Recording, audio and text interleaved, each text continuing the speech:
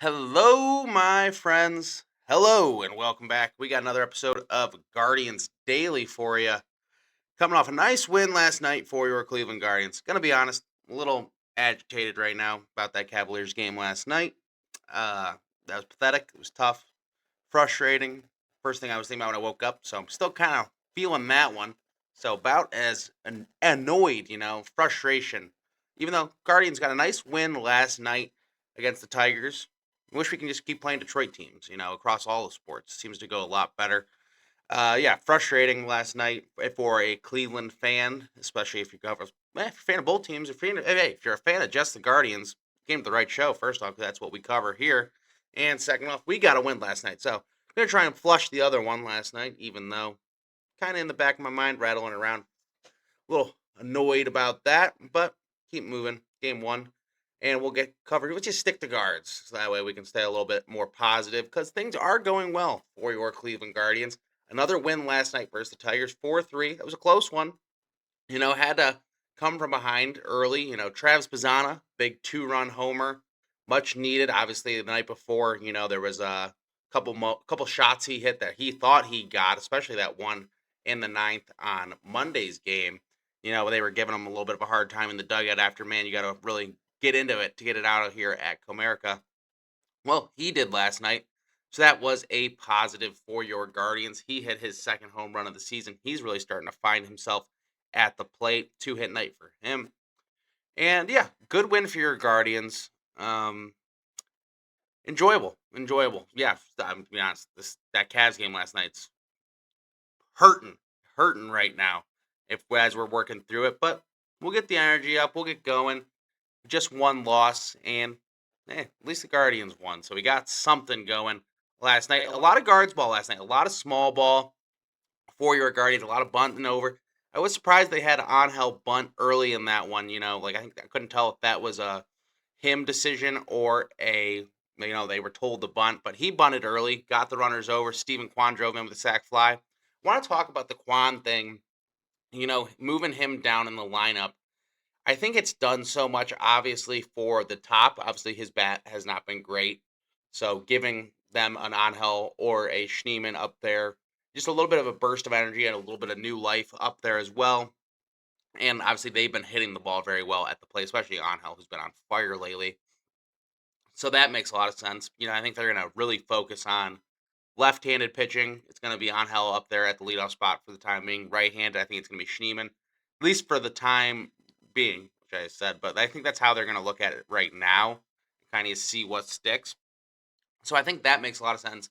But I think this is also a blessing in disguise for Stephen Kwan. 'Cause I think the leadoff spot, just obviously by definition, you're the first hitter of the game. There's eyeballs on you from the start. I think it just adds a lot of pressure for a guy like Stephen Kwan. I mean, he has been doing it his whole career pretty much. That's been his spot. So definitely are taking him out of his comfort zone. But he doesn't look comfortable anyway. You know what I mean? Like he didn't look comfortable at the plate really since the end of last season and most of this season so far. So, and he's been good with runners in scoring position. Like he's been good in those situations. Moving him down in the order, it's almost like a little bonus. It feels like like you're expecting when you're making these moves and like going through the seven hitters, the six foul, like the six to eight in that slot. Generally, as the past 3 years, whatever, as a Guardians fan, you're expecting those to be a lot lighter and less quality hitters, just based on where they've been as an offense over the years. But as you look at this team, the length of the lineup, I'm going to keep talking about it because it is the biggest change that we're starting to see over these last few weeks.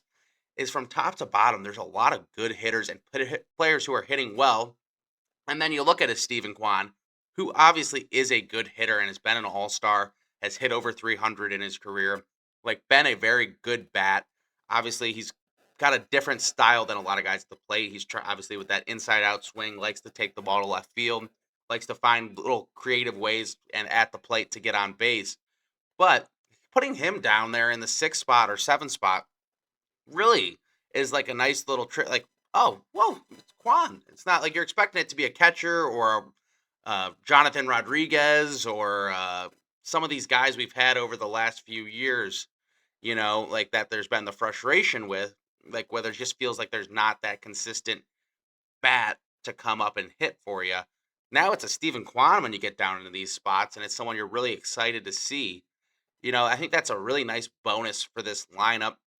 He had a nice sack fly last night to get them on the board early, but like things like that, I think that's going to be a nice adjustment for this team in general. Obviously, for Kwan, I think it takes some of the eyeball. When you're playing leadoff, obviously you're first hitter of the game, like we said, but also then you're just forced into situations based on the way this team's set up where you're going to be hitting right in front of a DeLauder or Ramirez. Now Manzardo's been really good lately. Hoskins has started to come alive, which is those two are the guys we've been waiting on. At least one of them, and now they're both starting to get there at the same time, which is nice. But with Kwan, I think he was just kind of fine, especially with how good Rocchio's been in that 9 spot. He was finding himself up in a lot of these high leverage situations, and he's just not there as a hitter right now, and whether in terms of rhythm, confidence, whatever it be. So he hadn't looked like himself at the plate. He was kind of just chasing, like for a guy who's known for his eye, known for not swinging and missing. He was swinging and missing. He was chasing. He just didn't look himself. So I think that move came at the right time. And Bazana, who was obviously went deep last night, like we said, I think he is a perfect leadoff hitter, but I do get kind of where Stephen Boat's at. I think he likes him, giving them a little bit more depth right at that spot after the top of the lineup. Also, I think more so, it's just this guy got called up a month ago. Do we really want to throw him at the top of the order and put all that pressure on him as he's still learning and figuring out? And man, his learning curve is very evident. You can see it from a game to game basis, just him finding little things. Like even this series so far against Detroit through the first 2 games. Like we said, you saw he tried to take one out to right center to that deep part of Comerica Park. Didn't get out. But he looked at the bench, he did a little bat flip, a little thing. He thought it was out. It wasn't. Obviously it was caught and it was an 8-2 game. It wasn't like he was risking anything or doing anything crazy. Like it wasn't a high leverage situation, but still. And then like last night, you see him. He takes it a little bit more down the line, pulls it a little more.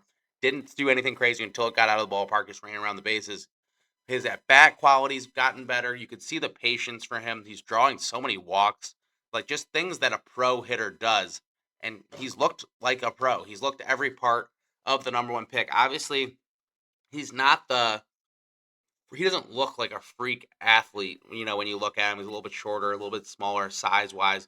But I mean, his base running already is a perfect for a guardian. You know what I mean? Like he fits right in with the other guys and the play style of the Jose's, of the Quans, of the Angel, I guess, who's been really good lately on the base pass as well as at the plate. God, I just love what I'm seeing from Angel Martinez recently. Last night I thought I was like I said, the bunt he dropped last night kind of caught me off guard. It was early, had runners on first and second, no out, but first pitch dropped down a bunt. It was a nice bunt, got them over. Quan knocked him in with the sac fly. You got a run out of it, so I guess that's a little bit of guards ball for you. That's what they've been trying to play. So like what I'm seeing from there.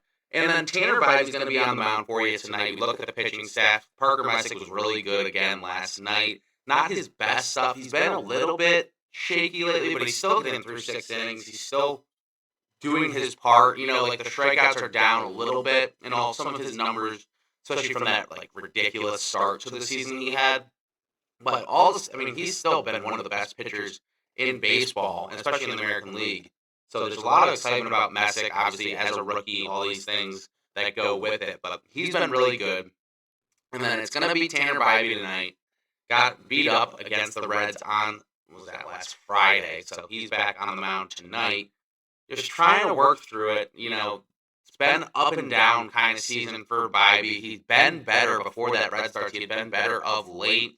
But there's still just, there's a little bit of a disconnect. He usually does pitch well in Detroit for his career. So maybe that's something to keep an eye on.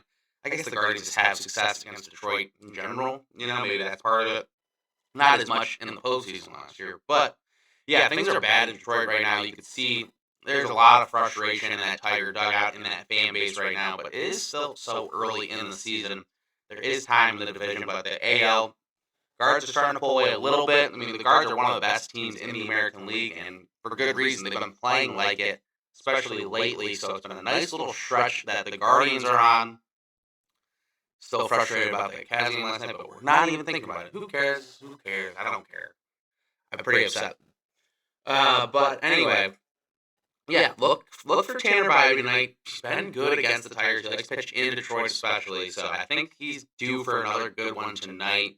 So yeah, we'll keep an eye on that. A lot of stuff for this Guardians team right now. Vibes are positive vibes right now for the Cleveland Guardians. A lot of Cleveland fans as well in Detroit last night, which has been nice to see. Obviously, maybe some just kind of stayed over. There was the Cavs game in Detroit that there was theories that people just kind of made it into a little weekend trip, week trip, early in the week trip. So some things going there. Nice start to the series. You already won the first two. Go get it today. Make sure you confirm that series win against the Tigers. Keep on piling on against the Tigers because they're not happy. I mean, there's their fight is going out right now. You can just keep putting it out for you right now with this Detroit team. There's a lot of just they look kind of mopey. So this is a chance for the Guardians who are having fun and playing their brand of baseball to keep it up. Tanner Bybee on the mound tonight. Let's try and do a home run pick right now. I don't know. We don't usually do them during the weeks, but feel like it. Didn't really have a segment either, so makes it easy for me. So we're gonna go with the Cleveland Guardians. Who's hitting a home run for the Cleveland Guardians tonight? I'm not even gonna go crazy with it. It's gonna be a guy who's been hitting them a lot lately. Let's see if Angel Martinez has another one. He's been red hot. He's hit 4 in the last week. Let's see if he's got another one. Angel Martinez doing it again tonight in Detroit against the Tigers. Let's get a win. Let's win a series for your Cleveland Guardians tonight in Detroit. And then we'll be back to recap it tomorrow. We'll finish up with game 4 and then go into the weekend against the Philadelphia Phillies. So that's what we got coming up. We'll talk to you tomorrow and go Guardians.